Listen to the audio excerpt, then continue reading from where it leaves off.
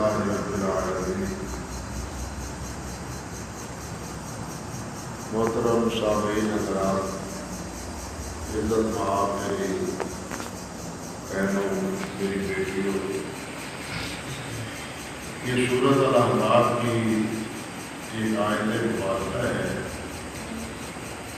جسے میں نے آپ کے سامنے تلاوت کی۔ اس آیت میں اللہ رب العزت نے مسلمان مرد اور مسلمان خواتین ان کے جو اچھے اوصاف ہیں ان کا ذکر بیان کرنا ہے۔ اس آیت سے پہلے تو ازواج مطہرات کے اختصاصات اور جو انہیں اللہ رب العزت نے ہدایات اور رہنمائی فرمائی ہے اس کا ذکر ہے۔ اس کے بعد باقی تمام مسلمان مردوں اور مسلمان خواتین عورتوں سے اللہ سبحانہ و تعالیٰ نے انہیں ان اوصاف سے ذکر کیا ہے جو اللہ رب العزت کے یہاں انتہائی محبوب ہے۔ چنانچہ اللہ رب العزت کا ارشاد ہے کہ ان المسلمین والمسلمات، بے شک مسلمان مرد اور مسلمان عورتیں، والمومنین والمومنات، مومن مرد اور مومن عورتیں، والقانتین والقانتات، اطمینان سے اطاعت اور فرمانبرداری کرنے والے مرد اور اطمینان سے اطاعت اور فرمانبرداری کرنے والی عورتیں، والصادقین والصادقات، سچ بولنے والے مرد اور سچ بولنے والی عورتیں، والصابرین والصابرات، صبر کرنے والے مرد اور صبر کرنے والی عورتیں، والخاشعین والخاشعات، اور خشوع کرنے والے اللہ سے ڈرنے والے مرد اور اللہ سے ڈرنے والی عورتیں، والمتصدقین والمتصدقات، اور اللہ کی راہ میں صدقہ کرنے والے مرد اور صدقہ کرنے والی عورتیں، والصائمین والصائمات، اور روزہ رکھنے والے مرد اور روزہ رکھنے والی عورتیں، والحافظین فروجہم والحافظات، اپنی شرمگاہوں کی حفاظت کرنے والے مرد اور عورتیں، والذاکرین اللہ کثیرا والذاکرات، اور اللہ کو یاد کرنے والی بہت زیادہ ذکر کرنے والے مرد اور بہت زیادہ ذکر کرنے والی عورتیں۔ اعد اللہ لہم مغفرۃ واجرا عظیما، اللہ سبحانہ و تعالیٰ نے ان کے لیے بخشش اور بہت بڑا اجر تیار کر رکھا ہے۔ یہ ہے ترجمہ اس آیت کریمہ کا جو میں نے آپ کے سامنے تلاوت کی۔ اب اس آیت پہ اگر غور کریں تو مردوں اور عورتوں کے مابین کوئی کسی وصف کے بارے میں اختلاف نہیں اور نہ ہی کوئی کسی امتیاز کا ذکر ہے، یعنی جن نیکیوں کو، جن بھلائی کے امور کو اور جن خیر کے اعمال کو مرد سر انجام دینا چاہیے مردوں کو، وہی معاملات اور وہی اعمال خواتین کو بھی اختیار کرنے چاہیے۔ دونوں میں اس لحاظ سے کوئی فرق نہیں، کیونکہ اللہ کی کتاب اور اللہ کے پیارے پیغمبر صلی اللہ علیہ وسلم کا فرمان یہ صرف مردوں کے لیے نہیں ہے، یہ مردوں کے لیے بھی ہے اور خواتین کے لیے، بلکہ حضرت ام سلمہ رضی اللہ تعالی عنہ فرماتی ہیں کہ میں نے ایک دفعہ نبی علیہ السلام سے اس بات کا اظہار کیا کہ حضور قرآن مجید میں اکثر و بیشتر مردوں کا ذکر ہے، ان الذین آمنوا وعملوا الصالحات، مردوں کا ذکر ہے، عورتوں کا ذکر ہی نہیں، بہت اگر ہے تو کم۔ تو ایک دن کیا ہوا، میں اپنے گھر میں اپنے بالوں کو کنگھی کر رہی تھی، تو مسجد میں نے سنا کہ نبی علیہ السلام کی آواز آ رہی، فرماتی ہیں میں نے اپنے بالوں کو جلدی جلدی سمیٹا کہ میں سنوں آپ کیا ارشاد فرما رہے ہیں۔ چنانچہ میں نے یہ بات سنی کہ آپ سورۃ احزاب کی یہی آیت کریمہ تلاوت فرما رہے ہیں، جس میں مومن مردوں کا بھی ذکر ہے، مومن عورتوں کا بھی، مسلمان مردوں کا بھی اور مسلمان عورتوں کا بھی۔ یہ جتنے اوصاف اس میں اللہ سبحانہ و تعالیٰ نے ارشاد فرمائے ہیں، بیان فرمائے ہیں، مسلمان ہونا، مومن ہونا، قانت ہونا، صادق ہونا، صابر ہونا، اللہ سے ڈرنا، صدقہ اور خیرات کرنا اور روزہ رکھنا، اسی طرح اپنی شرمگاہ کی حفاظت کرنا اور اللہ رب العزت کا ذکر کثرت سے کرتے رہنا، یہ جتنے اوصاف اللہ سبحانہ و تعالیٰ نے بیان فرمائے ہیں، حقیقت یہ ہے کہ ایک ایک وصف اپنے اندر ایک ایک موضوع۔ مسلمان اور مومن میں کیا فرق ہے، یا اسلام اور ایمان میں کیا فرق ہے، یہ علماء کے نزدیک بڑی باریک باتیں، انہیں نظر انداز کرتا ہوں۔ اسی طرح صدقہ و خیرات کرنے کا حکم، ذکر و اذکار کرنے کا حکم اور قنوت کا حکم، صدق و صفائی کا، سچائی کا حکم، اللہ اکبر کبیرہ، یہ ایسے احکام اور ایسے وسائل ہیں کہ ایک ایک خطبہ یا ایک ایک لیکچر یہ موضوع چاہتے ہیں۔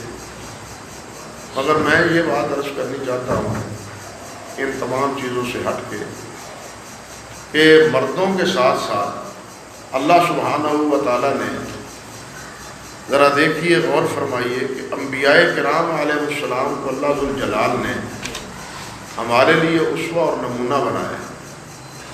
ہم سب کا اس بات پر احترام، ایمان، اور نبی علیہ السلام کو بالخصوص لقد کان لکم فی رسول اللہ اسوۃ حسنہ، کہ تمہارے لیے اللہ کے رسول صلی اللہ علیہ وسلم کی زندگی میں ایک بہت اچھا نمونہ ہے، یعنی اچھا نمونہ جہاں کہیں ہے وہ اللہ کی زندگی میں، اللہ کی زندگی، اللہ کے رسول کی زندگی میں ہٹ کے کوئی اچھا نمونہ نہیں، یہ ہمیں سمجھ لینا چاہیے۔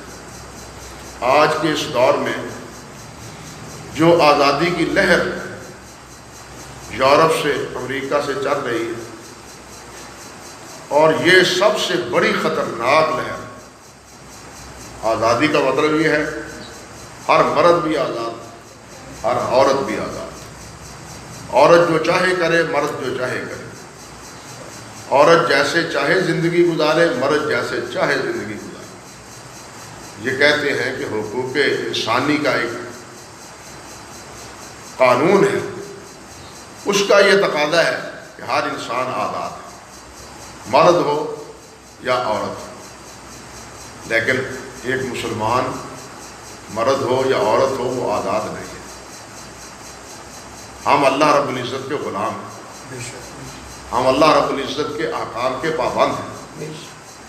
ان کے پاس تو اللہ اور اللہ کے انبیاء کے پیغامات ہیں ہی نہیں، مگر ہمارے پاس اللہ اور اللہ کے پیارے پیغمبر کے پیغامات محفوظ ہیں، اور اللہ رب العزت نے ہمیں اپنے ارشادات کا اور اپنے نبی کے فرامین کا پابند بنایا۔ جگہ جگہ اللہ رب العزت نے ہمیں یا عبادی میرے بندوں کہا ہے۔ اب ہمارا حق یہ ہے کہ ہم بندے بنیں، آزاد نہ بنیں۔ جو غلام ہوتا ہے وہ آزاد نہیں ہوتا، یہ بات تو سیدھی ہے، جو غلام ہوتا ہے وہ آزاد نہیں ہوتا۔ اب یہ آزادی کی لہر، یہ نتیجہ ہے کہ مادر پدر آزادی، اللہ سے بھی آزادی، رسول سے بھی آزادی، دین سے آزادی، ہر چیز سے آزادی۔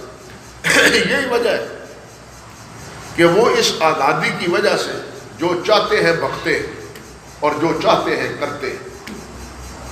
ہم احتجاج کرتے ہیں وہ نبی علیہ السلام کے حوالے سے جو کچھ خاکے بناتے ہیں اور جو کچھ ہذیان بکتے ہیں وہ اسی مادر پدر آزادی کا نتیجہ ہے۔ ہم تو صرف احتجاج کرتے ہیں نا کہ یہ کیوں کرتے ہو، نبی صلی اللہ علیہ وسلم کی توہین کرتے ہو۔ وہ کہتے ہیں وہ بھی انسان تھے، ہم بھی انسان، ان کو رسول کی قدر کا پتہ ہی نہیں، انہیں انبیاء کے عظمت اور مقام کا علم ہی نہیں ہے بیچاروں کو، اور وہ اسی طرح ان کو انسان سمجھ کے اپنی طرح کا کہتے ہیں کہ جس طرح ہم آزاد ہیں وہ بھی آزاد ہیں، ہم اپنی مرضی میں وہ اپنی مرضی میں۔ اس لیے اس وقت جو سب سے بڑی جنگ لڑی جا رہی ہے وہ ایک یہ ہے، لیکن اکثر و بیشتر ہم اس کی سنگینی سے، اس کی خوفناکی سے، اس کے نتائج سے اکثر و بیشتر غافل اور بے خبر ہے۔ سب سے بڑا اس وقت کا مسئلہ وہ یہی آزاد ہونے کا اور نا آزاد ہونے کا ہے۔ ہمیں فیصلہ کرنا چاہیے مسلمانوں کو کہ کیا ہم آزاد ہیں یا غلام ہیں۔ ہم اللہ اور اللہ کے رسول صلی اللہ علیہ وسلم کے غلام ہیں، اللہ رب العزت کے غلام ہیں، بندے ہیں۔ اس لیے ہم پابند ہیں اللہ اور اللہ کے رسول صلی اللہ علیہ وسلم کے فرامین کی۔ ہم آزاد نہیں ہیں کہ جو جدھر کو منہ آئے منہ اٹھا کے چل نکلے، جو زبان پہ آئے کہہ گزرے، جو جی میں آئے کر گزرے۔ ہم اس بات کے قائل نہیں ہیں، ہمیں اس بات کی اجازت نہیں ہے۔ ہمیں اجازت ہے سمعنا و اطعنا، ہمیں اجازت ہے، ہمیں حکم ہے سمعنا و اطعنا کہ سنو اور اطاعت کرو۔ ہمیں حکم یہ، اللہ اکبر کبیرہ، اللہ اکبر کبیرہ۔ اب ہماری ذمہ داری ہے کہ ہم اللہ اور اللہ کے رسول کے پیغام کو سنیں اور سننے کے بعد اس پر عمل کریں، اطاعت کریں۔ یہودیوں کی طرح نہیں جیسے انہوں نے کہا تھا سمعنا و اطعنا، بلکہ قرآن تو کہتا ہے وہ سنتے ہی نہیں، انہوں نے سنا انسنا کر دیا۔ یعنی جو آدمی سنتا نہیں ہے، سنتا ہے لیکن عمل نہیں کرتا، اس کے سننے کا کوئی فائدہ ہے؟ سننا انسنا کر دیا نا۔ تو اس لیے وہ سننا جو اطاعت اور فرم برداری پہ انسان کو آمادہ نہ کرے وہ گویا سننا ہی نہیں ہے۔ ہم مکلف ہیں سننے کے پہلے، اِنَّا سَمِعْنَا مُنَادِيًا يُنَادِي لِلْإِيمَانِ أَنْ آمِنُوا بِرَبِّكُمْ فَآمَنُوا۔ ہم پہلے سمعنا کے مکلف ہیں۔ لَوْ كُنَّا نَسْمَعُ وَنَعْقِلُ مَا كُنَّا فِي أَصْحَابِ السَّعِيرِ، قرآن کہتا ہے لَوْ كُنَّا نَسْمَعُ وَنَعْقِلُ مَا كُنَّا فِي أَصْحَابِ السَّعِيرِ۔ کاش کہ ہم اللہ کا پیغام سنتے، کاش ہم اللہ کے رسول کا فرمان سنتے اور پھر اس پہ عمل کرتے، اس کو پلے باندھتے، اس کی اطاعت اور فرم برداری کرتے۔ یعنی قیامت میں جہنمی اس بات پر افسوس کرے گا کہ ہم نے اللہ اور اللہ کے رسول کا فرمان نہیں سنا۔ اس لیے ہمارا ایمان، ہمارا پہلا تقاضا یہ ہے کہ ہم سنیں، دین کو سمجھیں، دین کو سمجھنے کے بعد پھر اس پر عمل کریں۔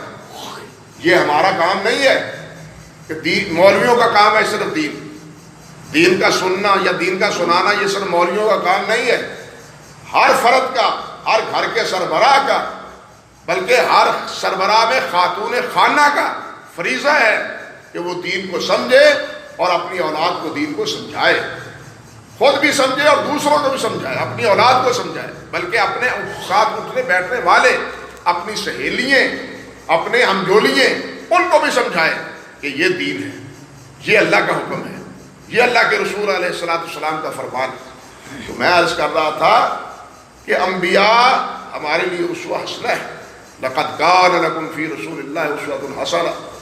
ہمارے ہاں ہمارے لیے کوئی نمونہ نہیں ہے۔ آج افسوس یہ ہے کہ نوجوان جو ہوا دیکھتے ہیں اسی ہوا کے ہو کے رہ جاتے ہیں، وہی شکل، وہی صورت، وہی لباس، وہی وضاقت اختیار کرتے ہیں جو آج میڈیا میں ہم دیکھتے ہیں۔ ابھی جیسے کہتے ہیں نا 2 اور 2 4 کی بات، ابھی 6 سال کی ہی بات، ایک وبا چلی ہے، معلوم نہیں آپ نے اس کا جائزہ لیا ہے، اندازہ کیا یا نہیں؟ وہ کیا کہ سر کے بالوں کو یہاں رکھ لو درمیان میں اور اردا گرد سے بالکل کٹا. یہ ہے یا نہیں؟ اب زیادہ چلی ہے یا نہیں؟ جہاں کل اب ابو داود میں ہے شیخ صاحب کیا قضا کس کو کہتے ہیں؟ اسی کو قضا کہتے ہیں. اللہ کے رسول صلی اللہ علیہ وسلم نے اس سے منع کیا کہ اس قسم کے بال نہ رکھو. لیکن ہم کس کے اطاعت گزار بنے ہوئے، کس کے فرما بردار بنے ہوئے، کس کی شکل و شبات اختیار کرتے ہیں. اور جس چیز سے اللہ کے رسول صلی اللہ علیہ وسلم نے منع فرمایا ہے ہم اسی کو اختیار کر کے شہروں میں جا کے دیکھیں. اب نوجوانوں کے بالوں کی کیفیت ہی ہے. ہم تو پہلے روتے تھے نا، یہ اس کو ہم کہتے تھے کہ جناب یہ فوجی کٹ ہے، اس کو کہتے ہیں یہ فوجی کٹ ہے، خاموش ہو جاتے تھے. لیکن اب تو وہ صراحتاً قضا میں آتی ہے جو آج روپ اور جو آج رنگت ہمارے نوجوان اختیار کر رہے ہیں. ہمارے لیے نمونہ یہ سمجھ لیں میرے بھائیوں میری بہنوں، ہمارے لیے نمونہ حضرت محمد رسول اللہ صلی اللہ علیہ وسلم. کوئی ہمارے لیے نمونہ نہیں. ہمیں اپنی زندگی کو اسی طرح ڈھالنا چاہیے اور ڈھالنے کی کوشش کرنی چاہیے جو زندگی نبی کریم حضرت محمد رسول اللہ صلی اللہ علیہ وسلم کی. لیکن یہاں آپ دیکھیں کہ قرآن مجید میں جہاں انبیاء کو ہمارے لیے ایک نمونہ بنایا ہے، اللہ رب العزت نے بطور سبق کے ایک مثال دو خاتون کی ہمیں دی، ایمان والوں کو بھی اور ایمان والیوں کو بھی. سورۃ تحریم کی آخری آیت دیکھیں جس میں اللہ سبحانہ و تعالیٰ نے ارشاد فرمایا وَضَرَبَ اللَّهُ مَثَلًا لِلَّذِينَ آمَنُوا امْرَأَتَ فِرْعَوْنَ. اللہ سبحانہ و تعالیٰ بیان کرتے، مثال بیان کرتے، ایک مثال دیتے ہیں تمہیں سمجھانے کی کہ یہ مثال ہے، یہ ایک تمہارے سامنے ایک حقیقت ہے، بیان ہے اور مثال ہے. کیا؟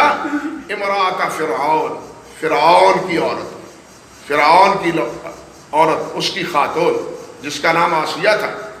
اذ قالت رب ابن لی عندک بیتا فی الجنہ، جب اس اللہ کی بندی نے یہ کہا کہ میرا رب اللہ ہے. میرا رب کون ہے؟ اللہ ہے. تو فرعون اپنے آپ کو انا ربکم الاعلی کہتا تھا، بڑا رب تو میں ہوں. فرعون تو یہ کہتا تھا. اس کی بیٹی کہنے لگی کہ میرے ابا کے علاوہ بھی کوئی اور رب ہے؟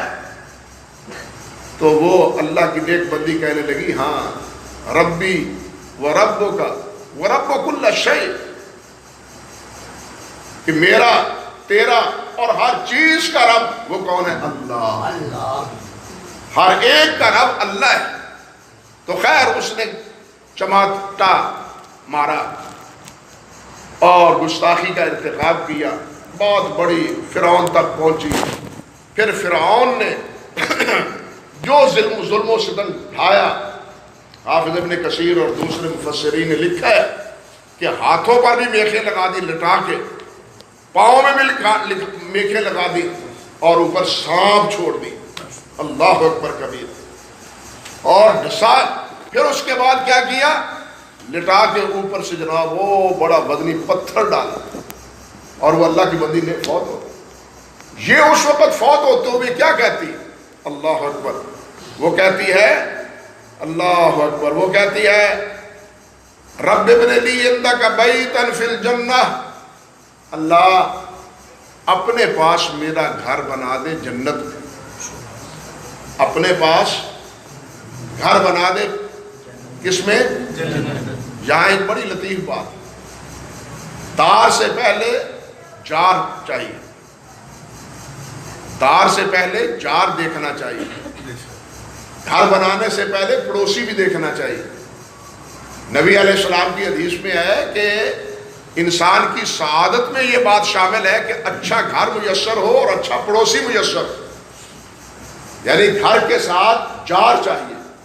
تو یہاں اللہ کی نیک بندی نے پہلے جار طلب کیا، کا اپنے پاس گھر بنا. ابن لی کا بیتا، اپنے پاس گھر بنا، یعنی پہلے اللہ ذو الجلال کے حق کا قرب اور اللہ رب العزت کے جوار اس کا مطالبہ ہے اور اس کے بعد جنت کا مطالبہ ہے. اس کے بعد جنت کا مطالبہ. یہاں اور بڑی بحث ہے. اور وہ آیت بھی سامنے رکھیں جس میں اللہ سبحانہ و تعالیٰ نے فرمایا ہے اللہ اکبر کبیرہ کہ نفس مطمئنہ کو جو فوت ہوتے ہوئے بشارت دی جاتی ہے یا ایتھا النفس المطمئنہ ارجعی الی ربک. وہاں بھی جنت پہلے نہیں ہے, وہاں بھی پہلے کیا ہے؟ ارجعی الی ربک راضیۃ مرضیہ فادخلی فی عبادی وادخلی جنتی. تو پہلے جار ہے پھر دار ہے, پہلے جار ہے پھر دار ہے. اللہ اکبر کبیر. حافظ ابن قیم ابن تیمیہ رحمۃ اللہ علیہ نے بڑی لطیف اور بڑی پیاری بات کہی ہے. بعض حضرات صوفیاء وہ کہتے ہیں وہ یہ مولوی بھی عجیب ہیں, اللہ سے جنت مانگتے ہیں, اللہ سے جنت مانگتے ہیں. اللہ سے جنت نہیں, اللہ سے اللہ کو مانگنا چاہیے. یہ تو پھر مخلوق کے پیچھے پڑے ہوئے, مولوی مخلوق کے پیچھے پڑے ہوئے. جنت مخلوق ہے تو یہ مخلوق کی طلب نہیں چاہیے, اللہ کی طلب چاہیے. صوفی بات کہتے ہیں کہ طلب کس کی؟ اللہ کی. یہ جنت کی طلب نہیں. شیخ الاسلام رحمۃ اللہ علیہ فرماتے ہیں کہ یہ صوفی بات تو بڑی کرتے ہیں لیکن اصل میں بے خبری میں کرتے ہیں, لا علمی بھی کرتے ہیں. ان بیچاروں کو پتہ ہی نہیں ہے کہ جنت یہ محبوب کے دیدار کا محل ہے. جنت کیا ہے؟ رب ذوالجلال کے دیدار کا محل. جنت میں ہی دیدار ہونا ہے, پہلے تو کبھی دیدار ہونا ہی نہیں. اس لیے جنت کی اگر طلب ہے تو حقیقتاً کس کی طلب ہے؟ پہلے اللہ کے دیدار کی طلب. تو یہاں بھی کہنا چاہیے, بات ادھر ادھر چلے گئی کہ اس اللہ کی نیک بندی نے کیا کہا, یا اللہ اپنے پاس میرا گھر بنا. پہلے جار ہے پھر اس کے بعد جنت دار. پھر کیا کہا اللہ جلال والاکرام فرماتے ہیں, پھر اس نے کہا وَنَجِّنِي مِن فِرْعَوْنَ وَعَمَلِهِ وَنَجِّنِي مِنَ الْقَوْمِ الظَّالِمِينَ. اللہ مجھے فرعون اور ان ظالم قوموں سے مجھے نجات دے. اللہ ذوالجلال والاکرام نے اسے نجات دے دی. دنیا اس کی ختم ہو گئی اور اللہ ذوالجلال نے جنت میں اس کا گھر بنا دیا, اور اس دنیا میں ہی جاتے ہوئے جنت آنکھوں سے دکھا دی کہ یہ ہے تیرا گھر, آ جاؤ یہاں بسنے کے لیے. اللہ اکبر. اسی طرح دوسری مثال دوسری خاتون کی, وَمَرْيَمَ ابْنَتَ عِمْرَانَ الَّتِي أَحْسَنَتْ فَرْجَهَا فَنَفَخْنَا فِيهِ مِن رُّوحِنَا وَصَدَّقَتْ بِكَلِمَاتِ رَبِّهَا وَكُتُبِهِ وَكَانَتْ مِنَ الْقَانِتِينَ. دوسری مثال, دوسری خاتون کی مثال وہ حضرت مریم صدیقہ علیہ السلام کی. حضرت مریم صدیقہ کی اللہ رب العزت فرماتے ہیں الَّتِي أَحْسَنَتْ فَرْجَهَا, کہ جس نے اپنے آپ کو پاک دامن رکھا, اپنی پاک دامنی کا لحاظ رکھا, اس کو برقرار رکھا. فَنَفَخْنَا فِيهِ مِن رُّوحِنَا, پھر ہمارے روح نے اس میں پھونک ڈالی.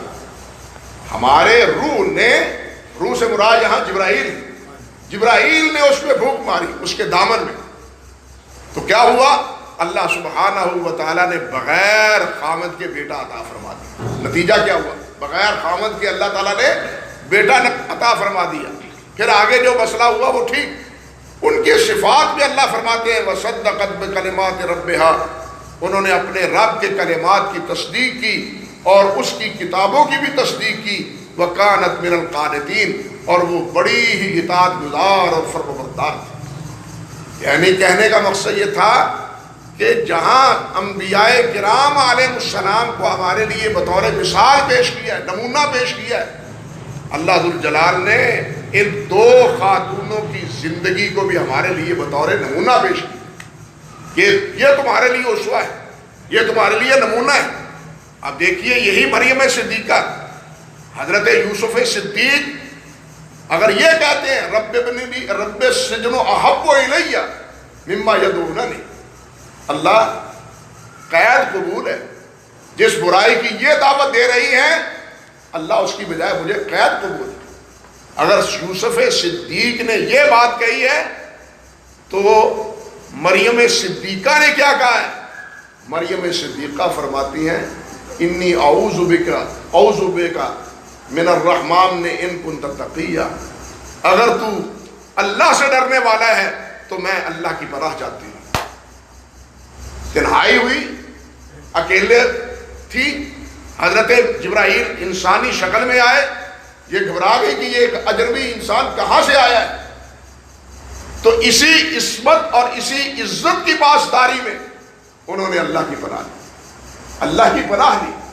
اور جب یہ معاملہ ہوا تو اس وقت تو انہوں نے یہاں تک کہہ دیا یا لیتنی مت قبل ھذا وکنت نسیا منسیا، اے کاش اس سے پہلے میں مر چکی ہوتی اور بالکل بھولی بسری ہوتی، نسیا منسیا ہوتی، کہیں میرا کوئی ذکر نہ ہو۔ تو ان کی اس پاک دامنی کا تذکرہ اور ان کی اپنے عزت اور ناموس کی پاسداری کا تذکرہ قرآن مجید نے بطور خاص ذکر کیا ہے۔ کہنے کا مقصد یہ تھا کہ جہاں اس میں کردار یوسف صدیق کا ہے، ہمارے لیے نمونہ ہے، اس کے پہلو بپہلو حضرت مریم صدیقہ کا یہ کردار بھی ہمارے لیے نمونہ ہے، یہ کردار ہے، یہ دونوں ہمارے لیے نمونہ ہے۔ اسی طرح دوسری احادیث میں نبی علیہ السلام نے آپ دیکھیے ازواج مطہرات کے حوالے سے یا مردوں کے حوالے سے، اگر حدیث میں یہ آیا ہے کہ ابو بکر اور عمر سیدہ کہول اہل جنہ ہے، اگر حضرت حسنین کے بارے میں اللہ ذوالجلال کے پیارے پیغمبر نے فرمایا ہے کہ یہ دونوں سیدہ شباب اہل جنہ ہے، تو نبی علیہ السلام نے یہ بھی فرمایا ہے کہ خواتین کی سردار وہ یہی آسیہ ہے، یہی مریم ہے، یہی فاطمہ ہے رضی اللہ تعالی عنہن۔ تو ان کو نبی کریم صلی اللہ علیہ وسلم نے کیا فرمایا ہے؟ عورتوں کی سردار قرار دیا، یعنی مردوں کی سرداری، بوڑھوں کی سرداری، وہ اس کا تاج کس کے سر پر ہے؟ وہ ابو بکر و عمر پر۔ نوجوانوں کی سرداری کا تاج حسن اور حضرت حسین رضی اللہ تعالی عنہما پر، اور خواتین کی جنت کی سرداری کا تاج وہ حضرت فاطمہ الزہرا پر، حضرت مریم صدیقہ پر، حضرت عائشہ پر، حضرت خدیجہ الکبریٰ پر۔ تو خیر کہنے کا مقصد یہ تھا کہ جنت میں اگر سیادت مردوں کی ہے، بعض مردوں کی، تو خواتین کو بھی سیادت، کسی پہلو میں بھی عورتیں پیچھے نہیں ہیں، کسی پہلو میں بھی عورتیں پیچھے نہیں ہیں۔ اللہ کے ہاں چاہیے یہ کہ اللہ وہ عمل کرنے کی توفیق عطا فرمائے، وہ حسنات اختیار کرنے کی توفیق عطا فرمائے، جو حسنات اور جو اعمال اللہ رب العزت کے ہاں مقبول ہے، اللہ کے ہاں پسندیدہ ہے۔ اس لیے اللہ کے قرب کے لیے مرد ہی نہیں، عورتیں بھی برابر کی شریک ہیں۔ جس طرح اللہ کا قرب مرد پا سکتے ہیں، عورتیں بھی پا سکتی ہیں۔ اگر حسن بصری ہے تو رابعہ بصری بھی ہے، اگر حضرت ابوبکر صدیق اور عمر فاروق ہے تو حضرت حفصہ اور حضرت عائشہ صدیقہ بھی ہیں۔